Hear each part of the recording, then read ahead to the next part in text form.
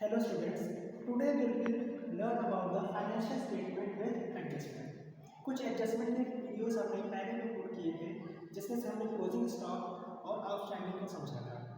Next we will come to the depreciation and prepaid expenses which are the very important adjustment for the financial statement. जैसा कि हम जानते हैं कि each transaction has a two effect. Adjustment में भी हर entry का दो इफेक्ट होता है. सबसे पहले हम जानेंगे डेप्रिसिएशन का. What is depreciation? Continuous decrease in the value of assets is known as the depreciation. Depreciation वो है जैसे आप किसी मशीन को अगर आप लगातार यूज करेंगे तो उस मशीन की वैल्यू कुछ ना कुछ कम होती चली जाएगी और you have to transfer that amount to the profit and loss as a expenses. That is why depreciation is an expenses for the business. Okay, the entry for the depreciation will be depreciation account debit to assets account. अब identity पता ही कौन कौन सा account है? Nominal account and real account. Debit on expenses और यहाँ assets की वैल्यू डिक्रीज हो रही है, that's why to assets account. अब इसका ट्रीटमेंट कैसे होगा?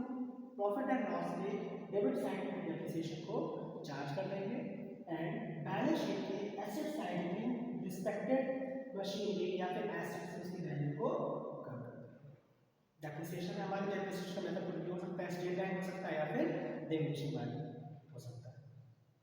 Second, we have to cover prepaid expenses. What is the meaning of prepaid? Prepaid means the amount which is paid in advance. हम example लेंगे हमारे मोबाइल का रिचार्ज. हमारे mobile का रिचार्ज होता है, पहले हम रिचार्ज कराते हैं, then we avail the service. ठीक है, उसी तरह से होता है prepaid. Expenses are paid before.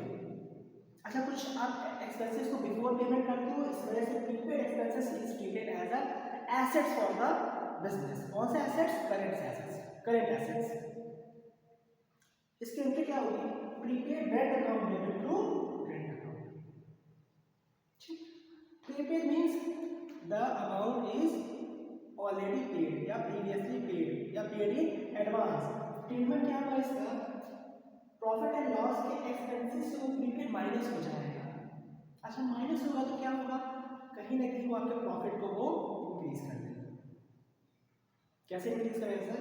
Expenses suppose तुम्हारा 1200 है और 200 रुपये तुम्हें दिखा दिए prepaid expenses. The expenses will be ₹1000. Expenses कम हो गए तो प्रॉफिट ऑटोमेटिकली बढ़ जाएगा. सेकंड ट्रीटमेंट है बैलेंस शीट के एसेट साइड में प्रीपेड एक्सपेंसेस को शो कर देगा. Prepaid expenses will be covered as a current assets. Okay, so we have covered two topic, that is depreciation and prepaid expenses. Both are important for your examinations. इसी के basis पे हमारे numerical भी कई तरह से सॉल्व होंगे. Trading account, profit and loss account and then balance sheet.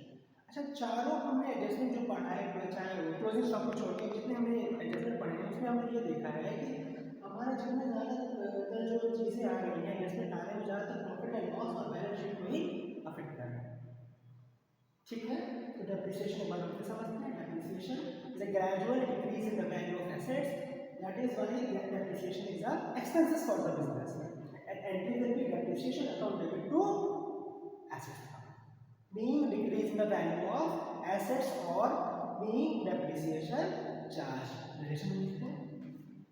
And prepaid expenses is a income for the income क्या ये that expenses which is paid in advance. That is why prepaid is an asset for the business. The rent will be prepaid rent account debit to rent account, meaning rent paid in advance या being rent is prepaid. दोनों का treatment हमने समझ लिया.